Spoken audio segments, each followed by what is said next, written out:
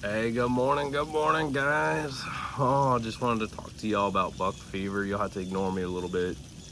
Cooking breakfast right here. Got bacon, sausage, some bacon done. I gotta make some scrambled eggs right here, so you'll have to ignore me for a minute, all right?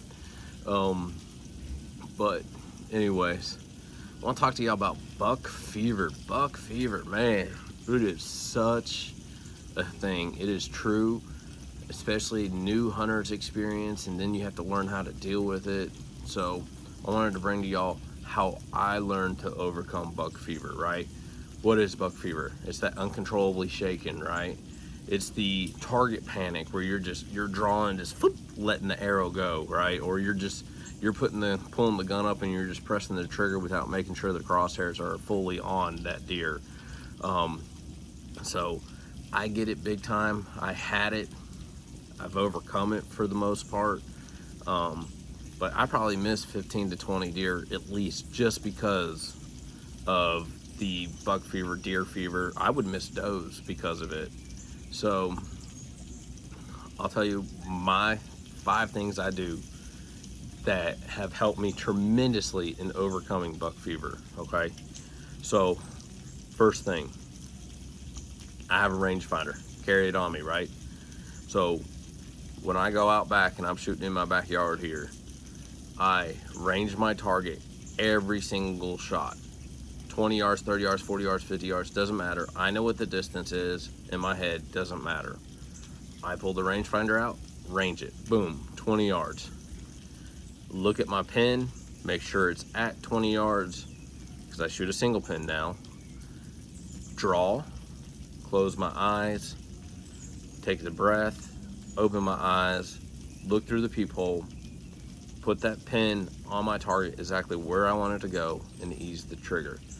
Doing those 5 steps is what I do to make it so that I overcome target panic, buck fever, all that stuff, okay?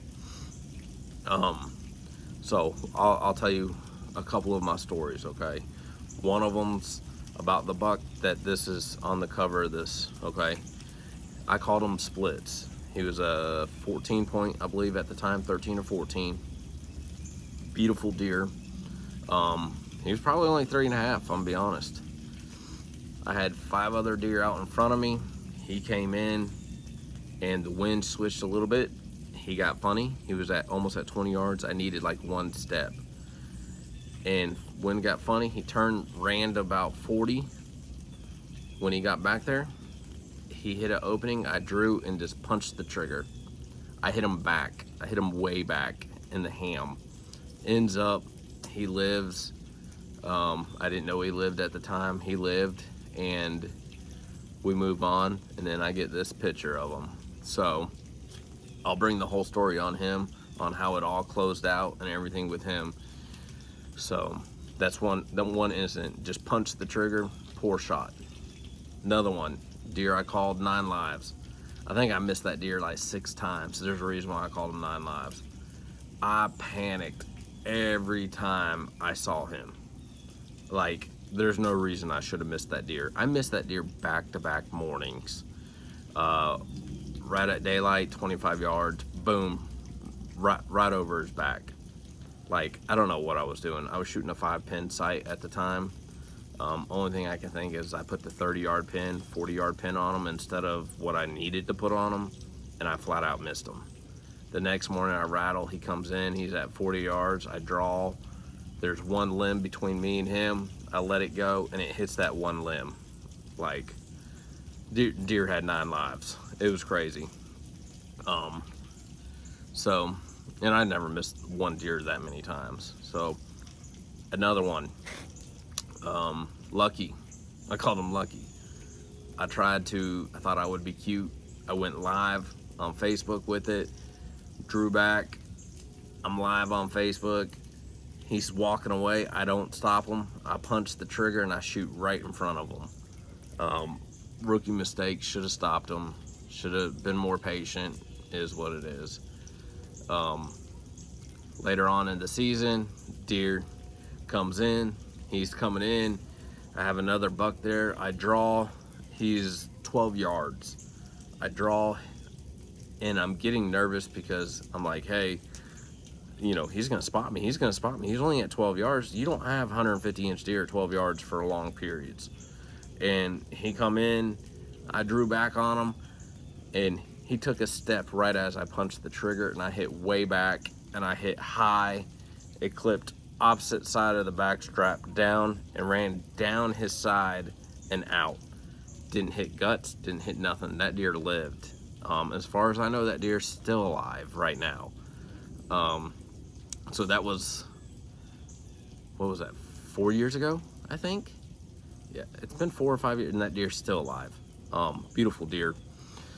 So those are my experiences on just some of them on buck fever. So I had a 5-pin sight. I swapped it to a single pin. Once I swapped it to a single pin, that is when I started killing deer consistently, okay? So the swap to single pin helped me out tremendously because I wasn't looking at a bunch of stuff. When I was looking through my peep sight, it was just, hey, this is it. You can either put that sight on them or not. Sorry guys, I'm flipping bacon. And once I started doing that and started putting the sight on them and everything, that itself is what contributed to, you know, not in itself, but it contributed to a lot of big deer falling, because the target panic for me kind of goes out the window because I only have one pin to look at, you know? And then on top of that, it forces me, it would force me, especially if that deer was out past 20 yards, because I set my single pin at 20 as the max it'll go up. And so if that deer was at 40, I had to range them and adjust it to 40. So it forced me to do those steps that when I was practicing here at the house, it would force me to do it. And after that, that's when I started making better shots and being more consistent on them. So that's just my tips on how I overcome it. I hope this helps some of y'all overcome it. I know it's difficult sometimes, but hey, guys, it's hunting. It's exciting. Dude, I get buck fever on does. And if you don't get buck fever on does, we need to help you out, okay? We got to do something to get you excited about hunting. So, because I enjoy taking my son. He's got a deer on camera that we're gonna go after. We're gonna try and get this year. So I hope you guys enjoyed this. I got some big ones on camera we're gonna lay down, and it's gonna be fun, exciting season. Also, stay tuned. I'm gonna do another video on how to score deer through a picture and on the hoof. Just tips. They're not going to be precise because it can be way off based on camera angle, how close they are, that sort of stuff, which I'll break it all down. Stay tuned for the next video next week. If you haven't already, hit that like and subscribe. Please, please, please, please subscribe and hit that like, and leave a comment if you like what I'm doing.